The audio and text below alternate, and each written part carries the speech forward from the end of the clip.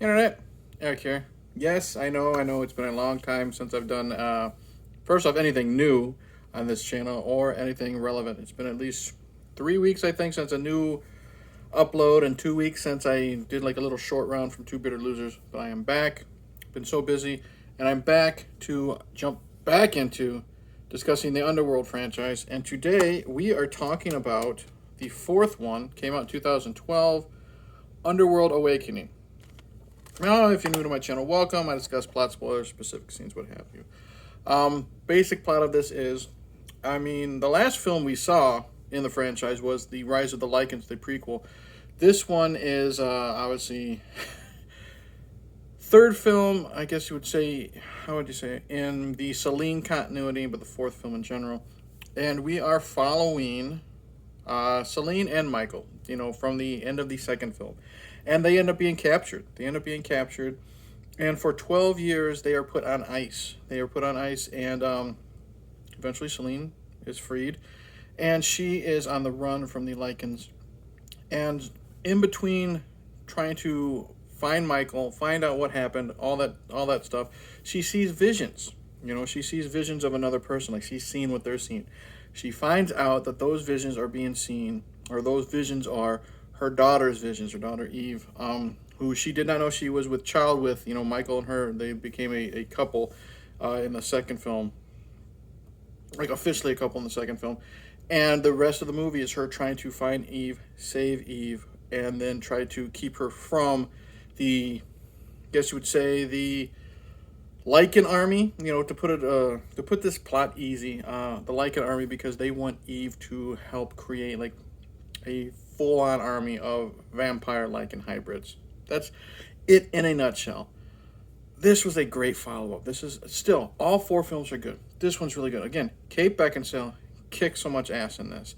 I keep making jokes. Everyone makes jokes because it's Kate Beckinsale in skin-tight leather. She's really good in this. She's really good at being cold, because vampires, a lot of times, are emotionless. But she is really good at being cold. She's really good at being calculating. And she, like I said, she kicks a lot of ass. The action sequences in this movie, the fight sequences in this movie are fantastic. And this movie is very, very bloody. We get lots of hand-to-hand combat from Selene in this. We get broken necks. We get faces smashed in. We get necks snapped, not counting, the throats ripped out and, the bullet holes and all that stuff. So she is really, really good. The other characters, I guess you would say, is we do have Charles Dance shows up from Game of Thrones, Alien 3, Last Action Hero. That's at least what I know him from.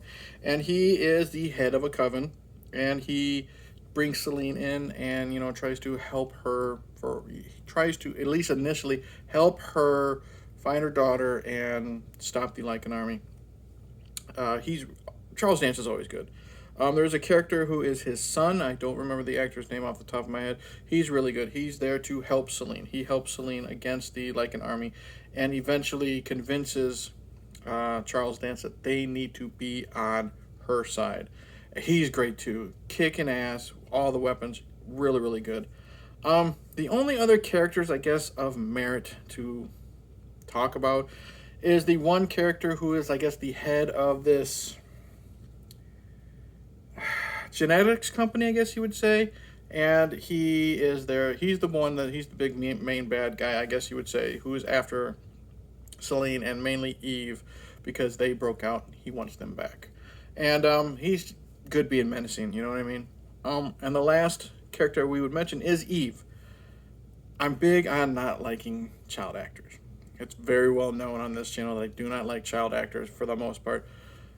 The actress who plays Eve is really good. I like her chemistry with Selene. She isn't in this movie very much, but she kind of reminded me, because she does get in on the action.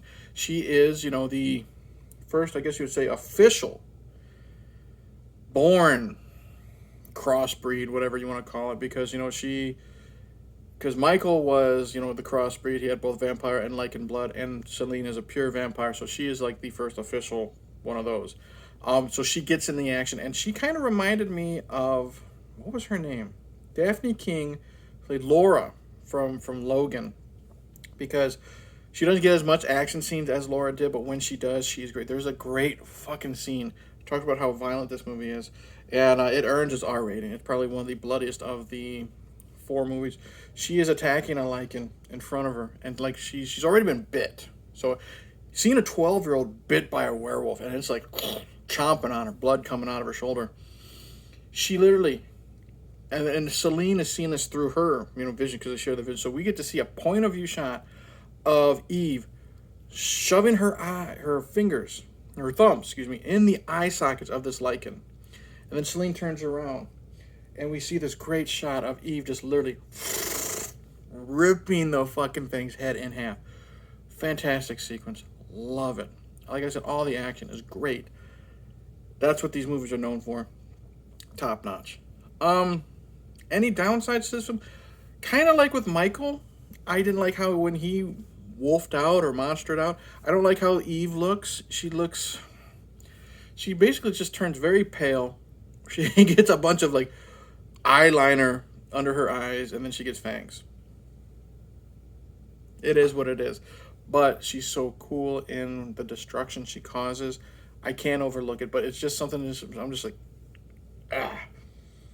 Some of the CGI lichen stuff is not up to par to what we've seen before, mainly because the character who is, like I said, the leader of this genetics lab, okay, it's revealed, you know right away he's the bad guy, but it's revealed he is part of the lichen army, because the lichens are pretty much extinct. What I loved about this film, we'll get back to this in a second, what I loved about this film is basically, once part 2 happened, everyone now knows about the lichen army. Everyone knows about the vampire army. And this movie starts off with this great purge, or I think they also call it the cleansing of lichens and vampires.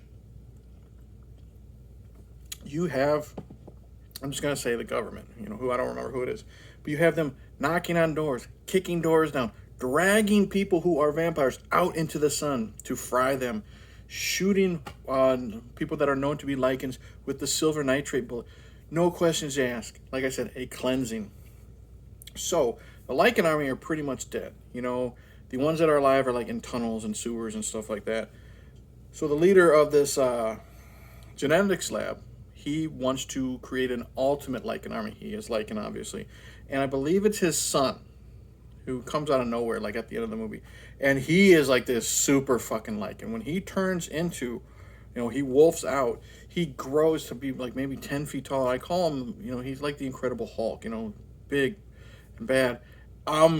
Some of his CGI is not very good, especially, well, I wouldn't say not very good, but it's a drop in quality, especially when he's fighting Selene. Like, you can tell when she's like impaling him with swords or blades or whatever, he's not there. You know what I mean? But looking over that, Underworld, and another thing I didn't like, I know they couldn't get the actor who played Michael back. I don't know if he was busy or he just didn't want to participate with it. He's barely in the movie, which is fine. But the stand-in that they got for him doesn't really look like him. They got an actor with like the same hairstyle, and that's it. Sure, we see him, like, I would understand if it doesn't look that much like him, like when there's a scene where there's like night vision goggles on him before they are captured, and the image can be a little blurred to kind of hide it, but then we get to see the stand-in's face. Doesn't look like him at all. And then eventually he is found frozen, hanging upside down like in the lab. That doesn't look like him at all. But overall, Underworld Awakening is another great, fantastic addition to this franchise. I highly, highly enjoy it. I had to watch this twice because I watched it one time initially, and it had been so long before I did this video that I had to rewatch it, and I enjoyed it more. I enjoyed it more the second time I watched it. I don't like ranking movies in a franchise. It's hard to place this one because I kept saying how much I enjoyed the third one. I thought the third one was my favorite. Underworld 2 is, no, I thought the Underworld Evolution was my favorite. But then we got this one. It's so good because these are all so much fun. You get what you get. You get vampires being sexy, vampires being brutal, violent, Werewolves looking cool. Some cool story, which isn't as well written out, I guess you would say. I mean, you're more so in for the action, the blood, and you get that beginning to end. Underworld Awakening, highly, highly recommend it because, you know, Selene is great. I really enjoyed the Eve character. Like I said, her wolf out look, kind of lame, but she kicks fucking ass. The action is good. The blood and guts is good. And it ends on, 1 second, please. Sneezing fit. Allergies are a bitch. It ends on a nice cliffhanger. They're being hunted, but they're also looking for Michael because he eventually escaped. Because as Selene finds him, they have to get out of the lab, you know, to get Eve to safety. But she shoots the suspended animation because yes, they were frozen suspended animation. It's a vampire werewolf movie. You know, you can believe that. You can believe that the suspended animation stuff. She shoots that, and like the gas starts coming out, so you know he's eventually going to break out. So they're on the run, but they're also looking for Michael. So it makes you want to see the next one, and I can't wait to see the next one because if the fifth one is as good as the four before it, I know I won't be disappointed. So highly recommend Underworld Awakening. So with that, thank you for watching. Like and subscribe. Comment below. Tell me what you think. You like this one, hate this one, all that crap that I always say. Sorry it's been so long. I'm going to try to get off my butt and get a little bit more motivated to do more videos, but it is what it is. Life is life. If you still want to see anything I want to say or hear anything I want to say, I will always be active on an American Werewolf in New Jersey channel. And shout out to Mike. You said you would believe it when you saw it with this video. So here you go, buddy. But check me out there. Check me out here. I'm not going anywhere. It just might be not as active. I don't know. I'm rambling. Fuck it. Cheers.